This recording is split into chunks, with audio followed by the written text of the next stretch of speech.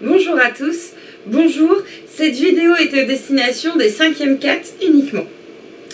Alors, mes loulous, bonjour, enfin rebonjour parce que c'est la deuxième vidéo que je fais aujourd'hui pour vous.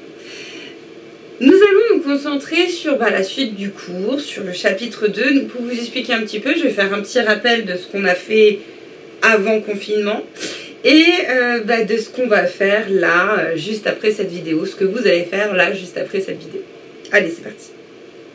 Donc nous sommes dans le chapitre 2, le fonctionnement de l'organisme lors d'un effort physique. On est bien d'accord que tout le projet EPI autour du cross et du projet de certains travaux qu'il fallait faire juste après, c'est en pause. C'est un travail qui est par binôme. On est bien d'accord qu'en mode de confinement, c'est un peu chaud. Donc tout ça, c'est en pause pour l'instant. En pause pour l'instant. On y reviendra, j'en reparlerai plus tard. On verra selon la durée du confinement. Alors, je vais faire un petit rappel de ce qu'on a déjà fait avant. L'activité 1. L'activité 1, souvenez-vous, n'hésitez pas à tourner les pages dans votre cahier.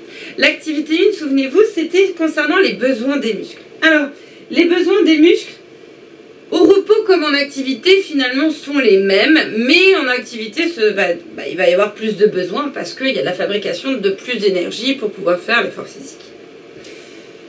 Dans les deux cas, on va avoir besoin de glucose. Enfin, quand je dis on, c'est les muscles.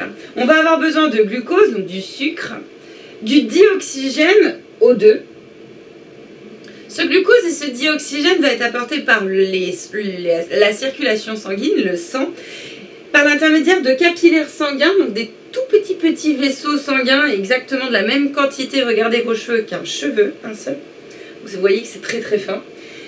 Ce glucose et ce dioxygène va permettre aux muscles de fabriquer de l'énergie, de la chaleur, mais aussi un déchet, le CO2. Ce CO2 va devoir retourner dans le sang, s'extraire du muscle, retourner dans le sang, pour ensuite arriver jusqu'à notre poumon, pour le faire ressortir grâce à notre expiration. Ces besoins des muscles, je rappelle, glucose, dioxygène. Bien. Mais alors, pour pouvoir réaliser un mouvement, souvenez-vous de l'activité 2, où on avait réalisé un modèle. On avait vu que c'était le cerveau qui commandait l'information, qui envoyait l'information jusqu'aux muscles grâce à des nerfs moteurs. Ces nerfs moteurs envoyaient des messages, j'ai envie de dire, différents. Je m'explique. Pour réaliser ce mouvement, là vous pouvez voir qu'il y a un très gros muscle, bien sûr. Il va y avoir par exemple le biceps qui va se contracter et le triceps qui va se relâcher. On parle de muscles antagonistes avec information contraire. Quand il y en a un de relâché, l'autre est contracté et inversement. Ces muscles antagonistes vont avoir du coup des messages envoyés par le cerveau. Bien. Souvenez-vous, nous avons fait le cross. Alors, d'habitude, sur cette diapositive, si on aurait été dans ma classe, j'aurais mis tout un tas de vidéos. Mais j'ai un droit à l'image que je n'ai pas forcément par rapport à vous. Et donc, si vous voulez les photos du cross, n'hésitez pas à me les demander et je les posterai sur Pronote. Ce cross, le jour du cross, nous avions pris la fréquence respiratoire et la fréquence cardiaque avant l'effort et juste après la première course et juste après la deuxième course. Nous allons aujourd'hui analyser la fréquence respiratoire. Alors souvenez-vous, ça on l'avait déjà écrit. On avait déjà écrit le grand 2 et le petit a. Et on avait même commencé l'activité 3. Alors, ici on s'intéresse évidemment à la fréquence respiratoire. Je redonne la définition de la fréquence respiratoire. C'est la quantité, le nombre de cycles respiratoires ou de mouvements par minute. Dans cette activité, la compétence travaillée, c'est le graphique. Comment faire un graphique, construire un graphique et l'analyser. Alors, nous avions déjà commencé à faire le graphique grâce à ce tableau. Peut-être, et je vous encourage à le refaire, peut-être qu'il faudrait mieux le refaire parce que, on ne va pas se le cacher, c'est pas simple. Alors pour pouvoir faire ce graphique, on va utiliser notre tableau de valeurs avec ici le temps en minutes, où toutes les 2 minutes, il va y avoir une prise de fréquence respiratoire. Pour construire ce graphique, nous avons l'échelle. Et ça, c'est très important. Alors, on y va. Pour ceux et celles qui n'ont pas de cahier avec des petits carreaux, et je sais que vous êtes très nombreux, je crois qu'il n'y en a qu'une parmi vous qui a un petit carreau. N'hésitez pas à télécharger la feuille petit carreau sur le Padlet, ou vous pouvez trouver un petit bloc-notes à la maison, ça marchera très bien. Alors, pour pouvoir réaliser un graphique, déjà, il y a certaines choses à savoir avant de commencer. On va avoir 2 axes. L'axe des abscisses et l'axe des ordonnées. Alors, pour savoir lequel est lequel, moi j'ai pris comme habitude, comme petit moyen mémotechnique, que quand j'écris le A, ça me donne l'axe des abscisses. Quand j'écris le O, ça me donne l'axe des ordonnées. Bon, maintenant qu'on a écrit ça dans son cahier quelque part dans la marge, je vais vous donner une autre petite astuce. À chaque fois dans les consignes, que ce soit en maths ou en SVT ou même dans bien d'autres matières, on va avoir construire un graphique représentant le bas de bababa en fonction de bababa. À chaque fois, et ça, ce sera toujours le cas, on parlera toujours de ordonnées en fonction de l'abscisse. Et donc n'hésitez pas à vous l'écrire quelque part, parce qu'une fois que vous savez ça, vous risquez plus jamais de vous tromper. Alors allons-y. Au crayon à papier, avec une règle et une gomme. C'est parti. Nous allons réaliser ces 2 axes. Alors, on va avoir l'axe des ordonnées et l'axe des abscisses. Alors, pour l'axe des ordonnées, nous sommes donc sur la fréquence respiratoire qui est en mouvement, et ça, il faut toujours le marquer, l'unité 1, par minute. Et ici, nous avons le temps par minute. Vous remarquez que j'écris toujours aussi bien. Donc, ensuite, nous avons l'échelle. L'échelle, ça nous a indiqué qu'au niveau de l'abscisse, c'est 1 cm pour 2 minutes. 1 cm, c'est 2 carreaux. Alors, tous les 2 carreaux, je vais faire un petit bâton, un petit repère sur mon graphique, et je vais pouvoir compter de 2 en 2. Alors déjà, je commence par le 0. 2, 4, 6, 8, 10, etc. Et je vais jusqu'où? Et je vais aller jusqu'à ma valeur la plus grande, c'est-à-dire 26. Ensuite, je vais pouvoir mettre mon échelle au niveau de mon ordonnée. Mon ordonnée, c'est marqué 1 cm, toujours 2 carreaux, pour 10 mouvements. Donc j'y vais, tous les 2 petits carreaux, je fais un petit repère. Et je vais donc partir du 0, 10, 20, 30, et je vais aller jusqu'où? Je vais regarder le chiffre le plus haut ici. C'est 50.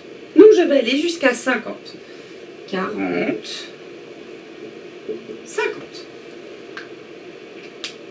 Alors maintenant, je vais vous expliquer comment on place les points. Toujours au crayon à papier, et moi je vais changer de couleur pour qu'on voit mieux. Toujours au crayon à papier, je vais utiliser les lignes du quadrillage pour me repérer. Pas hésiter carrément à mettre des petits pointillés. Prenons le premier point. Je suis à 0 de temps. Donc ça correspond à toute cette ligne-là. Et je dois trouver 20 mouvements par minute. C'est donc ce point-là. C'est donc ce point-là. Ensuite, par exemple, je vais prendre 4 minutes. Alors à 4 minutes, c'est donc cette ligne-là.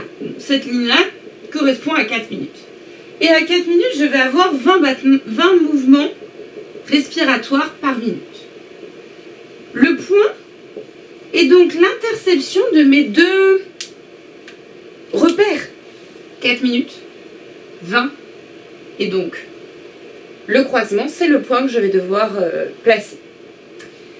Prenons par exemple 10 minutes. Vous remarquez que je choisis des points au hasard, hein. Mais vous, il faut faire tout. À 10 minutes, hop, j'ai combien? 40. 40, c'est ici. Le croisement de mes deux repères me donne le point à placer. Alors maintenant, je vais vous laisser faire le reste du graphique. Et une fois que vous avez fait l'ensemble de vos points, il va falloir ne pas oublier les critères de réussite d'un graphique. Les critères de réussite d'un graphique sont: il faut que à chaque axe, j'ai le nom et l'unité. Il faut que mon graphique soit relié, alors pas à la règle, à la main, vous reliez les points entre eux. D'accord? Avec le crayon à papier. Ensuite, il va falloir un titre. N'oubliez pas le titre. Alors le titre, c'est simple. La plupart du temps, il est donné dans la consigne. Graphique de blablabla, blablabla. À vous de faire. Sachant que nous l'avons, je pense, déjà fait en classe. Alors maintenant que nous avons ceci, vous allez pouvoir, à la maison, réaliser l'analyse de ce graphique. Alors, une analyse de graphique, ça ne se fait pas n'importe comment. Il y a une méthodologie bien à suivre. On va d'abord commencer par présenter le graphique. C'est un graphique qui représente blablabla en fonction de blablabla. Il va falloir décrire.